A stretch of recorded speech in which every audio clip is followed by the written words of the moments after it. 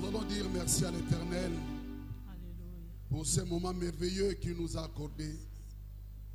Mes chers bien-aimés, si l'occasion te permet de dire merci à Dieu, dis merci à Dieu.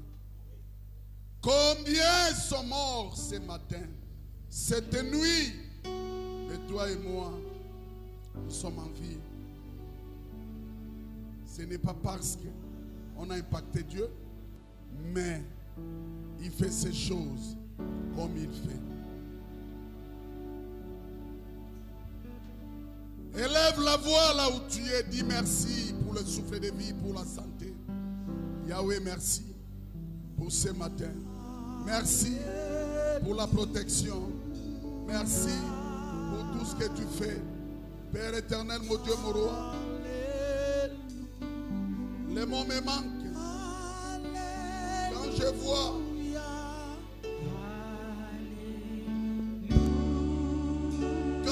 vois tout ce que tu réalises dans ma vie, dans ma famille, je dis gloire, je dis alléluia, je dis hosanna. Sois béni le roi des rois, sois exalté. Merci, merci, merci. Au nom de Jésus-Christ.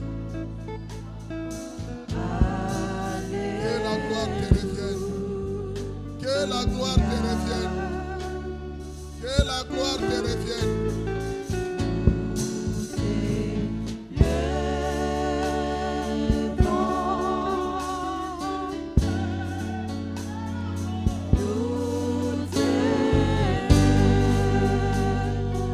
Merci pour la victoire. Merci pour l'échec de l'ennemi.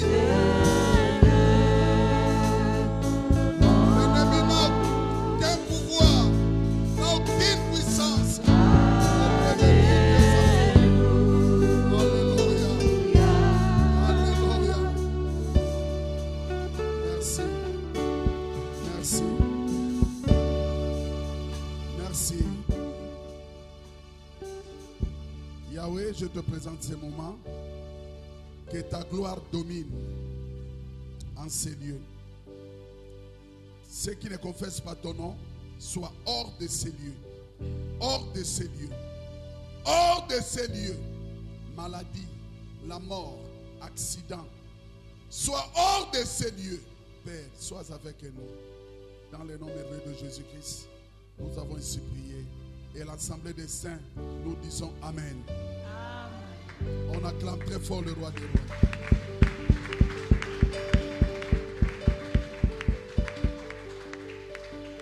Prends place. Merci. Sois attentif. Nous allons parler dans quelques minutes. Mais je sais que là où il y a le Saint-Esprit, il y a la compréhension. Parce que ce n'est pas un homme qui convainc, mais c'est le Saint-Esprit qui convainc dans la vie d'une personne. Voilà pourquoi quand nous parlons de la part de Dieu, ça ne sert à rien de vouloir chercher à multiplier des paroles. C'est comme si c'est toi qui vas convertir quelqu'un. Non, c'est le Saint-Esprit. Il y a des paroles, vous pouvez parler aujourd'hui, mais la personne peut comprendre le message après peut-être une année. Après une année. Qui comprend quelque chose d'Amen. Soit après un mois, soit après quelques temps. Mais alors je voulais dire une chose qui est très capitale. Je remercie d'abord Dieu pour ceux-là qui arrivent à comprendre et à maîtriser ce que nous parlons chaque jour de la part du Seigneur. Parce qu'il y a des gens, vous pouvez prêcher la parole, vous pouvez faire tout, mais il n'est pas là. Il vient à l'église en touriste ou en tourisme.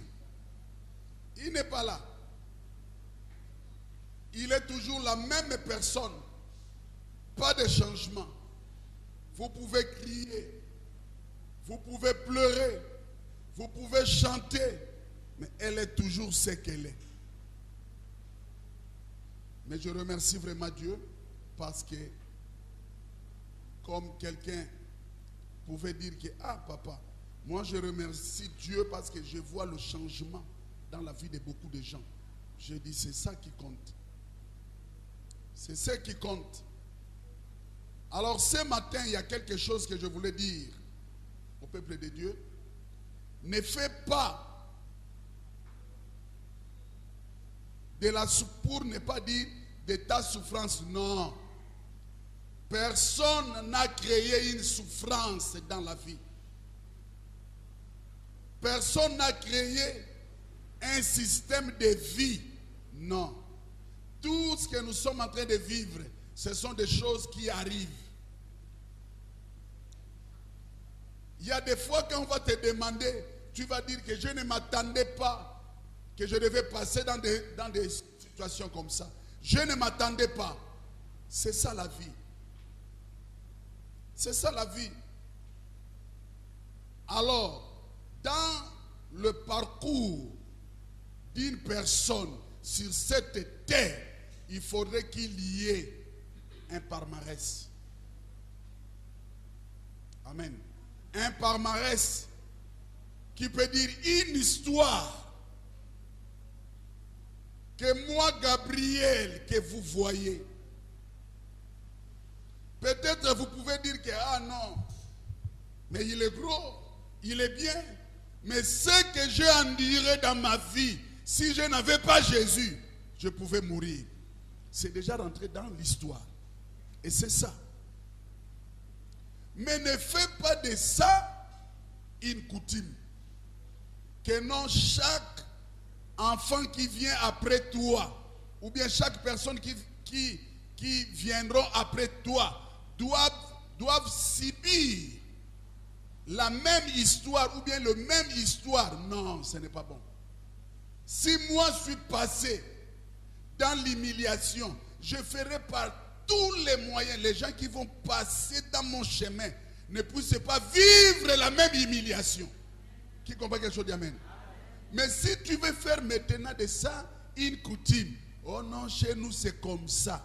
Une femme avant de se marier, elle doit d'abord être, excusez-moi le terme, c'est une manière de parler, ne sois pas choqué. Oh, elle doit d'abord être ménagère. Oh, elle doit d'abord être, si c'est troisième femme, elle doit d'abord... Non. Si toi, dans le ménage, tu as réussi à aider ta famille, tes enfants, tu les as préparés pour un chemin de la gloire. Ce n'est pas que tout le monde doit passer en tant que ménagère parce que toi, tu étais ménagère avant de réussir. Ça, c'est une malédiction. Mathieu, est-ce que je me fais comprendre? Maman Marise, c'est clair? C'est la malédiction. Pourquoi? Donc les gens qui vont... Non, tels que les Bassara sont là, tous ces mondes-là, sont priés de faire la plantation. Je n'ai pas dit que la plantation, c'est mauvaise. Il faut me comprendre. Amen. Je n'ai pas dit ça. Ce n'est pas que tout le monde doit passer à la plantation. Ah non. Mais il faudrait qu'il y ait aussi des docteurs. Pourquoi pas? Il faudrait qu'il y ait aussi des professeurs. C'est ça la vie. C'est ça. Le mélange. Celui qui vient après moi. Comprenez-moi. Pasteur. Celui qui vient encore là-bas. Pasteur. Celui qui vient encore là-bas. Mais vous allez remplir la maison avec les Bibles. Comprenez-moi bien. Est-ce que je me fais comprendre? Comprenez-moi bien. Ce n'est pas aussi bon. Il faudrait qu'il y ait aussi des frères. Il est un bon croyant, un bon chrétien, assidu au temple, mais il n'est pas pasteur. Parce que si vous tous vous êtes des pasteurs, il y aura aussi des problèmes. De dégâts. Vous allez créer tout un royaume. Si Richard meurt, Obed vient. Pasteur. Obed part. L'autre là-bas vient. Pasteur. Même jusqu'au cousin. Pasteur. Cousine. Pasteur. Ça devient quoi? Un royaume? Non. Laissez les choses évoluer selon le plan de Dieu. Qui comprend quelque chose d'Amen? C'est ce que les enfants d'Israël n'ont pas compris. Ils vont dire à Moïse, mais tu es comment? Nous, on était bien en Égypte. On avait tout. On mangeait. Il y avait même des sépulcres. Tous. C'est ça? Hein? Sépulcres. Voilà. Il y avait tout là-bas. Même si je meurs, on devait m'enterrer. Amen. Mais tu nous amènes. Donc, ils avaient déjà une habitude, une coutume de la souffrance. Mais ça, c'est de n'importe quoi. Ils ont fait les enfants dans la souffrance. Les enfants là aussi sont des esclaves. Les enfants là ont fait des enfants. Les enfants là aussi sont des esclaves. Donc, de génération en génération, vous êtes que des esclaves. Mais ça, c'est la malédiction. Maintenant, quelqu'un est venu pour vous faire sortir de cet esclavagisme. Vous ne voulez plus. Et c'est ce qui se passe dans le siècle présent. Vous êtes né dans une famille maudite, mais toi, l'Éternel t'a choisi pour libérer ta famille. Tu ne veux pas. Chaque jour, tu es maté que par les femmes. Chaque jour, tu es maté que par les hommes. Est-ce que je me fais comprendre? Oh, dans notre famille, c'est comme ça. Quand tu pars en mariage, après, c'est des problèmes. Tu retournes à la... Et tu trouves ça normal. Mais revendique les droits. Dis à l'Éternel que non. Que ça s'arrête que chez moi. Je ne veux pas que cela ça continue auprès de mes enfants. Au nom de Jésus-Christ. Je pensais que toi aussi tu allais dire Amen. Non. Moi je connais, il y a des familles. Quelqu'un qui a appris. Il travaille un directeur. Mais chaque jour, il part manger chez ses parents, chez sa maman. Oh, moi je suis habitué avec...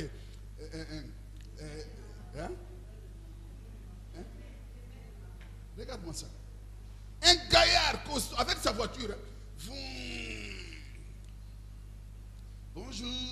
Maman dit, oh, c'est déjà prêt, oh, viens. Mais regarde-moi ça. Il y a des gens comme ça, plein. Il y a des fois, il a fait semblant de quitter la maison, d'aller louer. Ça, c'est semblant, mais il est toujours là-bas.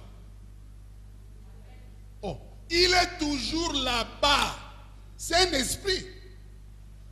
Les enfants sont des... Oh non, nous on est habitués que chez Mémé. Oh, laissez-moi ça, chez Mémé où? Va chez toi, crée ta famille. La Bible dit, Dieu a dit à Abraham, va-t'en de ta patrie. De la maison de ton père et de ta mère, va-t'en. Va-t'en, c'est bon. Hein? Voilà. Parle. Va prier. Tu tournes. Tu viens là, tu manges, tu fais tout. Tu pars seulement dormir. Tu es un menteur. Tu mens qui? Tu es toujours là. Quand il y a un problème, on dit toujours que oh non, attendez d'abord. Richard va arriver. Parce qu'on sait que chaque jour tu es là. Mais il y a des fois, on peut aussi dire que on va lui joindre même comment. Qui a son numéro? Ça fait aussi bien. Amen. Yambembo. Oh là là là là là là. Je pouvais être là, mais pendant tout ce temps, je n'ai pas le temps. Bon, attendez, ce qu'on va faire.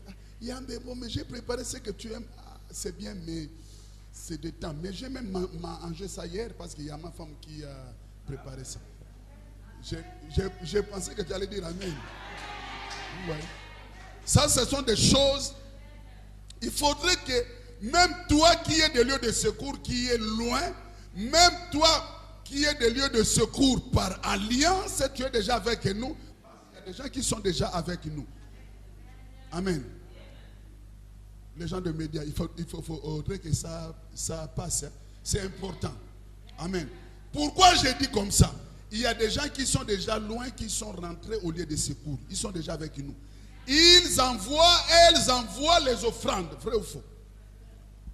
Même l'argent qu'on a demandé au ECG, ils ont envoyé. Il y a des choses qui sont en train de se passer. Ceux qui sont distraits vont regretter demain ou après-demain. N'est-ce pas vrai? Pendant que nous prions, il y a ceux-là qui disent que oh, on était ensemble. Je n'ai jamais prié comme ça. J'ai pleuré comme cela n'est pas permis. C'est ça. Je pense que tout le monde écoute ce que je suis en train de dire. Ne t'habitue pas à un rythme de vie. Oh non, chez nous, quand tu travailles, 1 année, 2 ans, tu dois changer parce que, non. Toi, change. Tu travailles pour avoir des promotions, non pour devenir encore chômeur. Après 2 ans, 3 ans, tu retrouves encore un travail. Mais ça, c'est quel esprit? Amen. Ça, c'est quel esprit?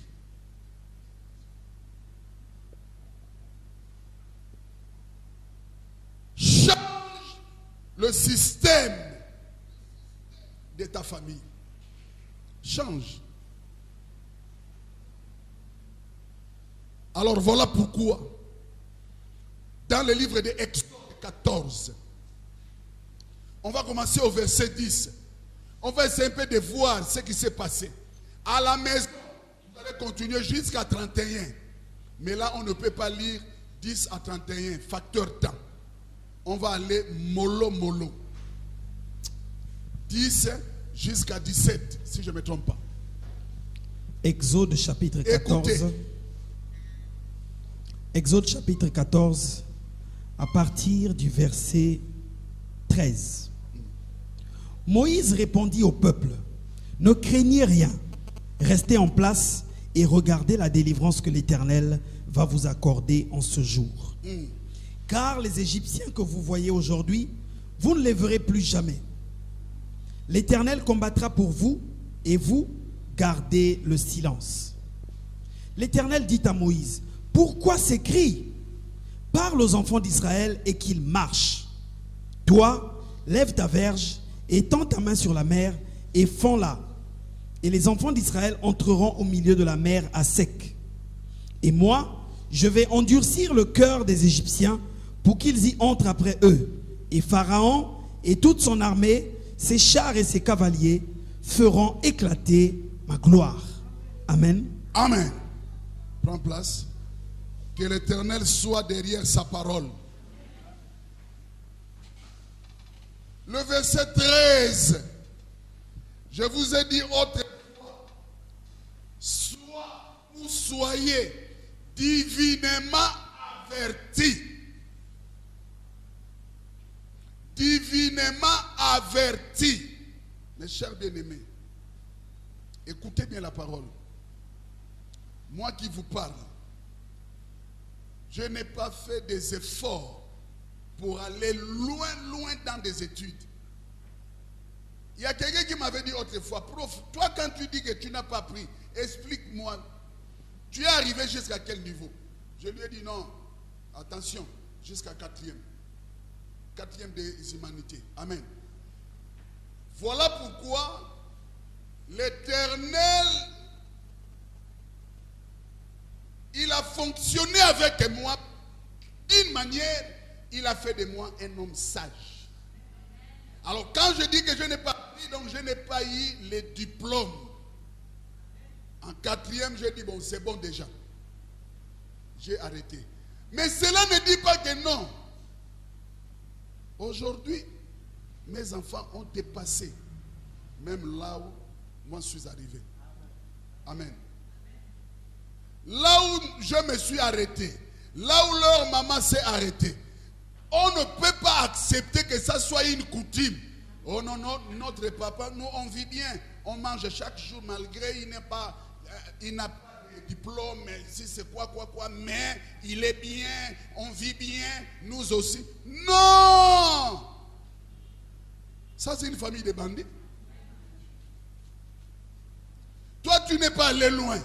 Mais maintenant, il faut propulser tes enfants d'aller loin pour qu'il y ait la différence. Nous, on nous a appelés des gaillards zéro, gaillards ratés. Mais je ne souhaiterais pas qu'on appelle mon enfant comme ça. Voilà pourquoi chaque jour, obédez-la. Papa André connaît. Je lui dis toujours que obède. Tout ce que nous sommes en train de faire, pardon. Ne sois pas comme moi, je me suis arrêté. Quelque part, ce n'est pas bon. Va jusqu'au bon port. N'est-ce pas ça, Papa André? Va! Une fois, j'étais même en train de lui parler avec des larmes. Je lui ai dit, Obed, pardon. Ce que je suis aujourd'hui, ce n'est que par la grâce. Je pouvais rater la vie. Parce que je ne m'attendais pas, moi, Richard, à avoir une femme et les enfants. Toi, Obed, ne faut pas risquer. Moi, j'ai eu la grâce. Ce n'est pas toi qui vas profiter aussi dans ma grâce comme ça, là, facilement. Non. Dieu va m'interpeller que Richard, tu es mauvais. Je te fais grâce. C'était pour orienter ceux qui sont derrière toi. Je ne parle pas bien. Voilà pourquoi nous devons orienter nos enfants. Amen. S'il n'y a pas l'argent, si on ne va pas manger, mais pour les enfants, ils vont aller à l'école. N'est-ce pas, les enfants ont eu les diplômes. Je vois seulement maman, je dis, oh, elle a gagné le bac. Oh. Je dis, ah, la maman là, dans la joie comme ça, là, ça fait bien, hein? Ça fait bien. Mais écoute, les enfants d'Israël, ils étaient en train de bouder, en train de murmurer. Aussi longtemps, ils ont fait les enfants et les petits-fils en tant que les esclaves, les boys, qui connaît boy? Hein? Les boys sont des nounous, sont des ménagères, sont des techniciens de surface. Mais c'est faux, ce sont des ménagères. Donc tout ça là, amen. Et les enfants là qui sont nés dans ces rythmes-là, est-ce qu'ils vont travailler vraiment bien comme les Égyptiens? Ah non. Toi, qui? Israélite. Oh oui, viens. Creuse-moi d'abord un trou là, et puis tout ça, on va te donner quelque chose. L'enfant qui vient de naître, il commence déjà des travaux pénibles. Et les parents, vous trouvez ça normal. Une libération qui arrive, oh non, nous on est déjà habitués. Toi, tu viens d'où? C'est ce qui se passe maintenant. L'Éternel va changer la vie de quelqu'un, la famille de quelqu'un, mais vous trouvez ça toujours mal. Voilà pourquoi Dieu pouvait dire à Moïse, Moïse, dit aux enfants d'Israël, les Égyptiens que vous voyez aujourd'hui, ça veut dire quoi? La souffrance que vous voyez aujourd'hui, vous ne le verrez plus jamais. John. C'est pour un temps. Amen. Il y a des enfants qui disent que, nous on est nés dans une famille de kamikazes. La manière que notre maman tapait papa.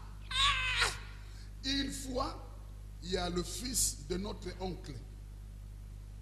Ça c'est un témoignage vrai. Notre oncle. Il court à la maison. Maman lui demande, il y a quoi? Maman est en train de taper papa. Oh. Maman est en train de taper papa. Oui. Papa est en train de dire seulement que moi je ne veux pas jouer, Or qu'on est en train de lui taper. Donc pour voiler les enfants, il est à terre. Maman est en train de lui damer des coups. Bam! Oh, laisse un peu de blagues là. Aujourd'hui, moi je ne joue pas. Quel jouet? L'enfant était déjà âgé à cette époque-là, peut-être 9 ans. L'enfant a compris qu'on est en train de taper papa.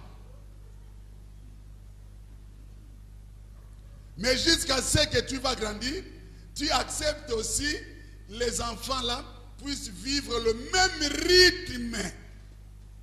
Ton garçon, il est déjà papa, la femme va lui taper à la maison. Ah non. Les autres, tu vas comprendre. Une fois, j'avais fait la délivrance d'une soeur. Ah non. Elle me dit que jusqu'à l'âge de 37 ans, à cette époque-là, ici au Gabon, 37 ans, elle me dit qu'elle est vierge. 37 ans. Je lui dis, est-ce que tu peux m'expliquer qu'est-ce qui s'est passé? Elle me dit, en français le terme là, donc elle avait un problème de frigidité. Hein? Frigidité. Voilà. Ça c'est un. De deux, elle a été traumatisée. disait dans sa tête, elle avait maintenant peur des hommes. Si un homme veut s'approcher d'elle, dans sa tête, elle dit, ce que j'ai vu avec ma mère. Et l'homme l'avait quoi? Que j'accepte pour que je puisse, qu'il me fasse aussi ce que mon père faisait à ma mère. Non. Jusqu'à 37 ans, je fais le travail de cerveau, de psychologue. Elle a été délivrée. Elle a fait son premier enfant à 40 ans. Maman, vous êtes témoin. À 40 ans. Est-ce que vous comprenez? Et c'est ce qui se passe dans beaucoup de familles. Papa frappe maman devant les enfants. Maman, tu vas me tuer. Coup comme un sac. Coup. Mais dis-moi, vous êtes en train de créer quelle génération? Vous n'avez même pas honte. Il y a des fois quand vous discutez, il y a des insanités qui sortent dans la bouche, des bêtises devant les enfants. Vous êtes en train de tuer les enfants.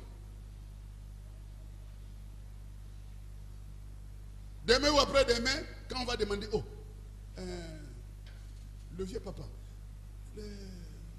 l'enfant là qu'on parle chaque jour là, ça ce sont des enfants, moi je ne compte même pas. Je regrette même, or que c'est toi qui es à l'origine. C'est toi. Ça c'est la malédiction. Voilà pourquoi les enfants d'Israël en Égypte, ça c'était la malédiction.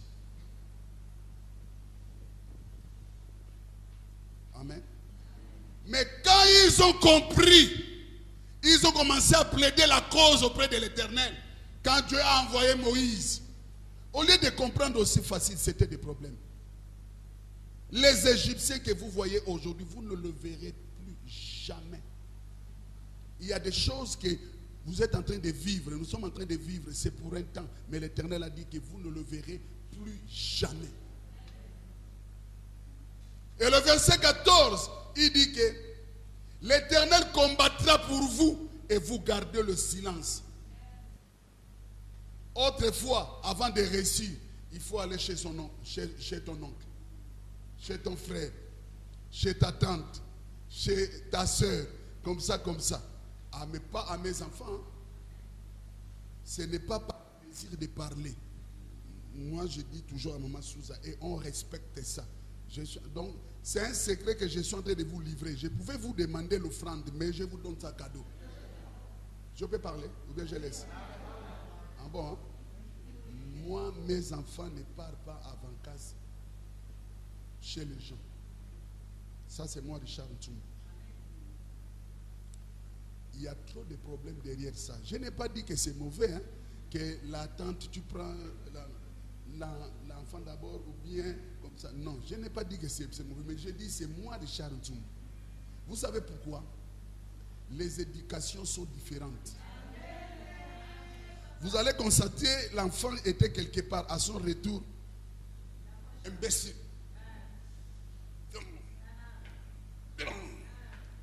Donc, des mots bizarres, vilains, des gros mots qu'on ne peut même pas écouter, mais l'enfant commence à dégager. Boum, boum. Nous, on appelle ça les coups de foudre. Boum. Oh. Appelle l'enfant. Il y a une fois, tu comprends. Vous ne mangez pas chez vous, vous voulez. Oh!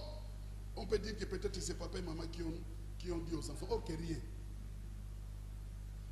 Ça c'est un. Dis avec moi un. Deuxième, c'est quoi? Il y a des fois ça amène la sorcellerie. Je ne sais pas pourquoi aujourd'hui, au troisième culte, je vous ai amené là-bas. Hein. Deuxième point, ça amène la sorcellerie. Troisième point, il y a des fois le vol. Quatrième point, l'enfant commence à demander n'importe comment. 100 francs, 100 francs, 100 francs, 100 francs. Papa, 200 francs, 200 francs, 200. Ça vient d'où? Et cinquième point, il y a des fois la gourmandise. Et tout ça là, la plupart des cas, 80%, c'est lié dans la sorcellerie. Je suis consultant spirituel. Consultant spirituel, je connais et je vois. C'est lié dans la sorcellerie. Et encore d'autres points. Il y a des fois, l'enfant de 7 ans commence déjà à faire les choses de papa et maman. Si tu n'as pas compris, ne me demande pas. J'en passe. Amen. Les choses de papa et maman. Il y a des fois quand tu viens comme ça, oh Seigneur Jésus, prophète, est-ce qu'on peut se voir? Je vais t'amener l'enfant. Il y a quoi? Papa, j'ai pleuré. Je vis l'enfant. Il a pris ça où?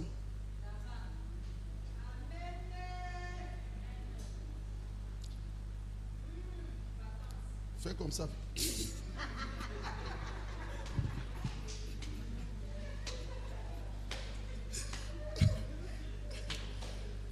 On acclame très fort le roi des rois.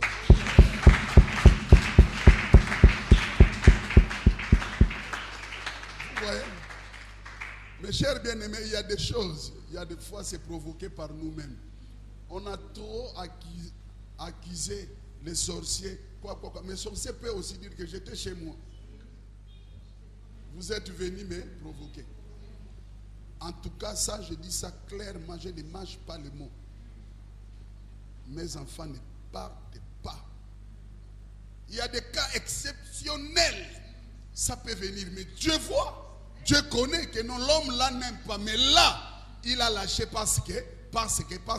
Alors la protection des anges seront là au contrôle.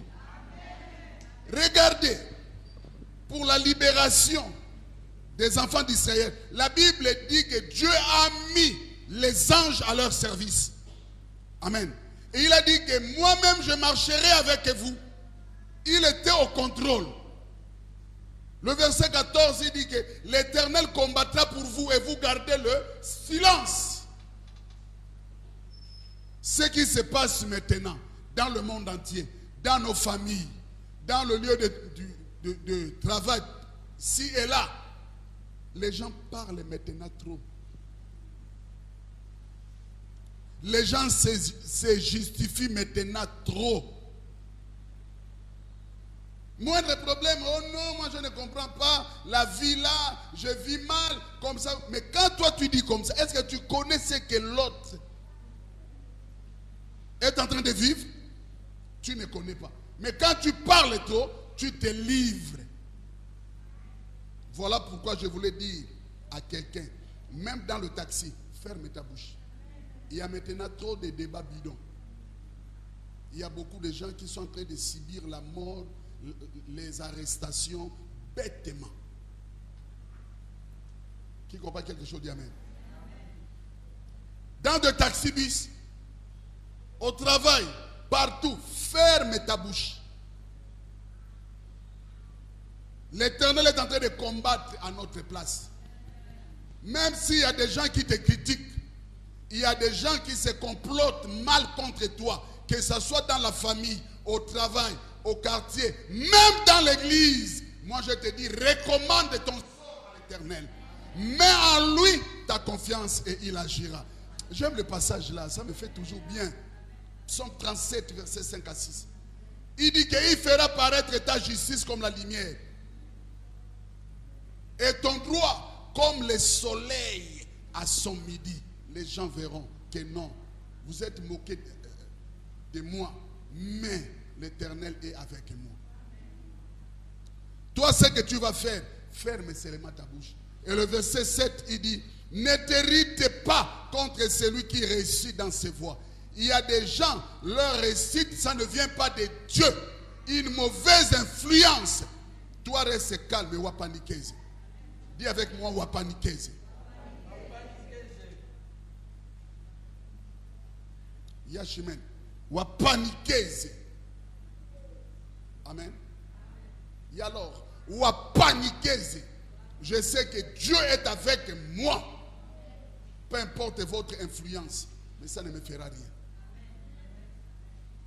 Job pouvait dire mon Rédempteur est vivant et il s'élève le. C'est là où le verset 15, il dit, mais pourquoi tous ces cris? Toi, tu penses que en ce matin, c'est là où tu auras la victoire?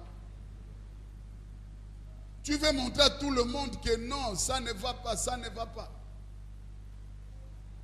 Il y a créole, n'est-ce pas? Autrefois, je te disais que calme-toi. Aujourd'hui, opération. Demain, opération. Après-demain, opération. Après, au dos, opération. Je vais mourir.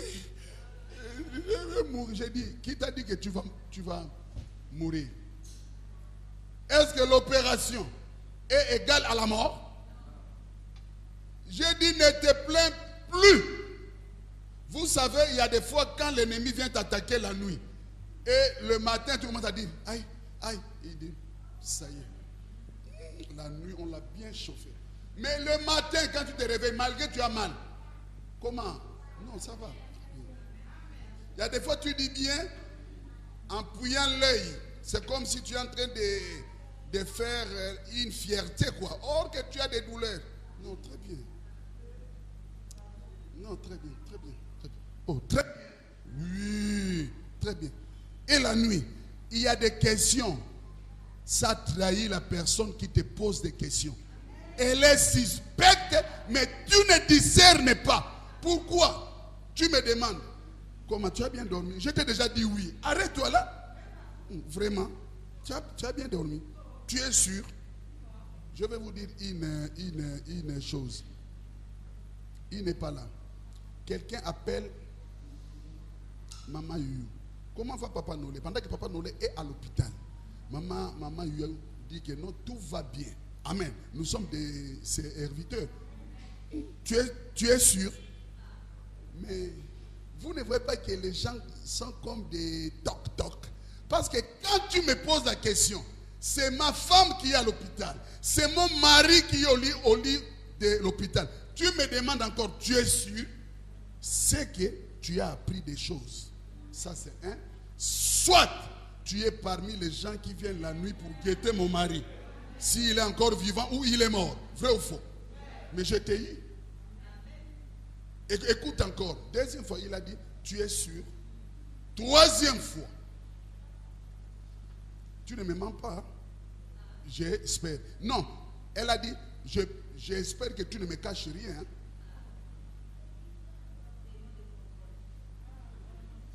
Sois béni. Des mots de contrôle. Alors quand c'est comme ça, comme elle avait déjà dit, tout va bien, elle était maintenant troublée. Elle a commencé maintenant à se dévoiler sans contrôle, sans intelligence. Moi, quand tu me poses beaucoup de questions, je peux te surprendre. Attention, je peux te dire que non. N'oublie pas que je suis un serviteur de Dieu. N'oublie pas, dans la tête là, il y a le discernement. Tes questions commencent à être un peu floues. Oh non, ça commence à être un peu flou. Tu m'as déjà demandé comment la nuit, je dis que qui toque. Mais tu continues. Oh, c'est vrai ça. Tu as bien dormi? Ah non. Vous voyez, il y a des choses qui se passent. Dis avec moi, il y a des choses. Pourquoi tous ces cris? Vous savez, autrefois, quand on nous menaçait, il y a des fois le Saint-Esprit peut t'indiquer que c'est X, Y qui te font du mal. Alors, il ne faut pas prononcer de mauvaises paroles. Vous me connaissez très bien. Autrefois, quand je montais ici, il y a des fois, j'ai bombardé. Que les gens qui veulent me tuer, vous allez voir. Qui ne connaît pas ça? Remarquez bien, vous allez voir que le prophète Richard a pris une autre maturité. Amen. Je garde les choses avec moi. Je vais prier en secret. Parce qu'en cas de... le prophète avait prié. Hein? Vous avez vu, ils ont touché là où il ne fallait pas. Parce que La mort et la vie sont au pouvoir de la langue. Il y a des choses, réserve-toi. Il y a des gens qui ont crié autrefois. Qu'on te tamponne même, après le problème arrive. Pourquoi tu avais crié?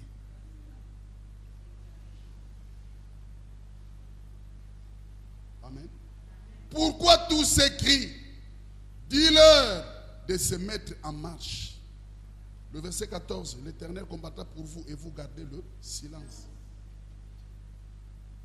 Ne crie plus. Ne parle plus. Reste silencieux.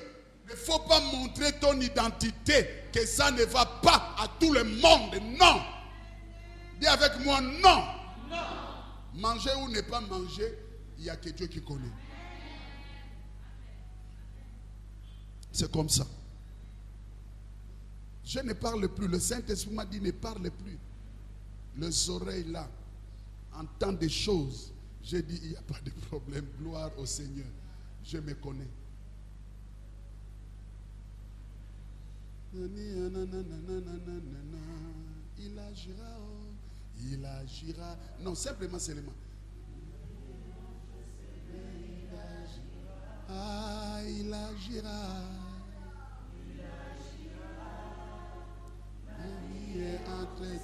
Il n'y a que toi qui peux donner un peu de nia. Il agira.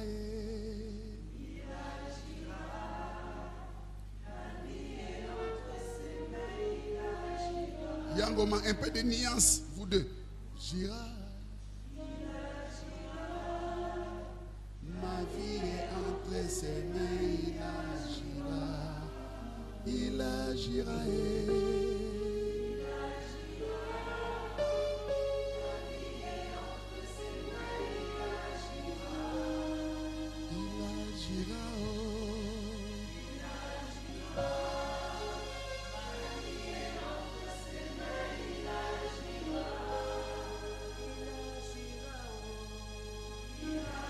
Très bien. Ta vie est dans les mains de l'Éternel. Il agira par rapport à ce qui se passe dans le monde. Il a un plan B. Nous sommes en train de vivre le plan A. Mais il y a le plan B qui est le cachet de Dieu. Il sait ce qu'il va faire. Il sait ce qu'il va faire. Tu ne resteras pas ce que tu es. Il a un plan B. Il va changer ta situation. Alléluia.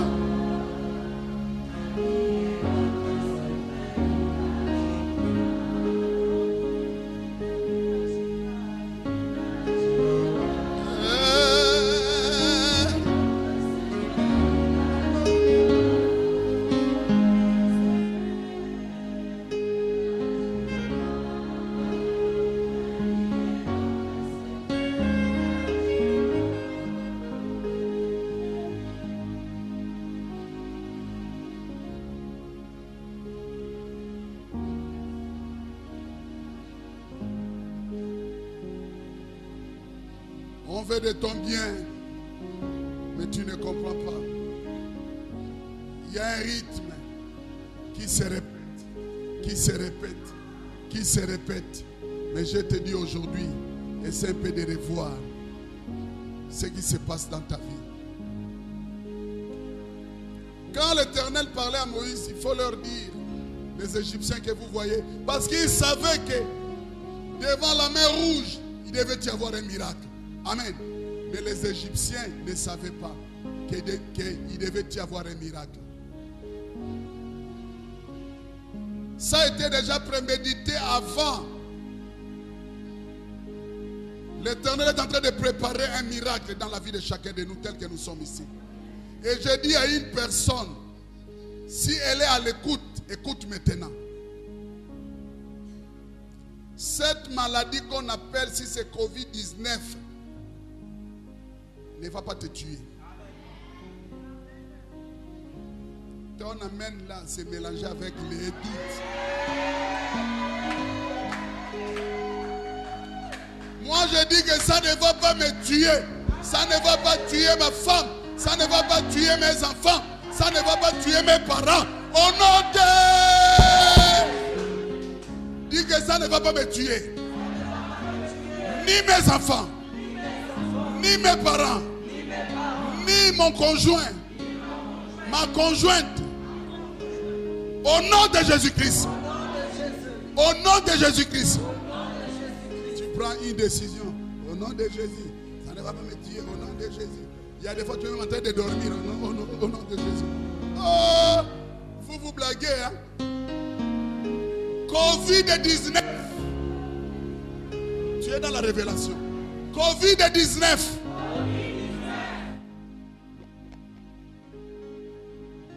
Covid-19. Écoute-moi. Tu ne rentreras pas dans ma maison. Ni dans ma famille. Ni dans notre santé. Je te donne l'embargo. L'embargo. L'embargo. L'embargo. L'embargo. Libère mon pays. Le Gabon. Le Gabon. Le Gabon. L'Afrique. L'Afrique. L'Asie. L'Europe. L'Amérique. Au nom de. Au nom de. Au nom.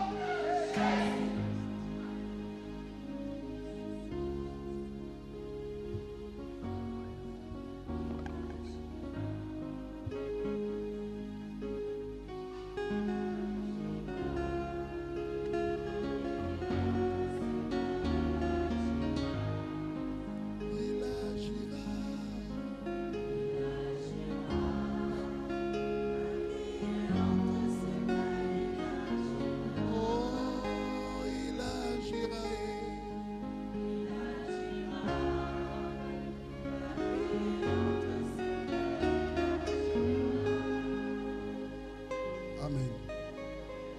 Amen. Amen. On a déjà commencé le travail de 3 mois. Mars, avril, mai. Alors si tu as un bic écrit à partir de minuit, je pense que vous avez compris le message. Je ne te dis pas comment tu vas prier, tu as compris le message. N'accepte pas qu'il y ait un rythme, une coutume, des blocages, des souffrances dans ta vie, dans ta maison, dans ta famille. N'accepte pas. Demande à l'Éternel, change ma vie. Et nous allons prier pour le Gabon. Nous allons prier pour le corps de Christ. Et nous allons prier pour l'Église, la Fondation Jésus-Christ de Secours. À minuit, il y a la prière.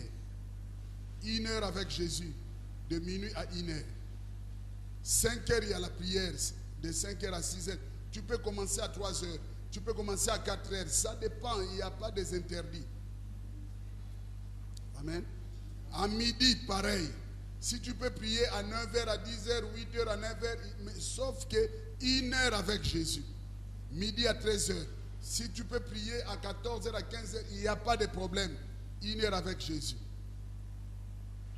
Amen.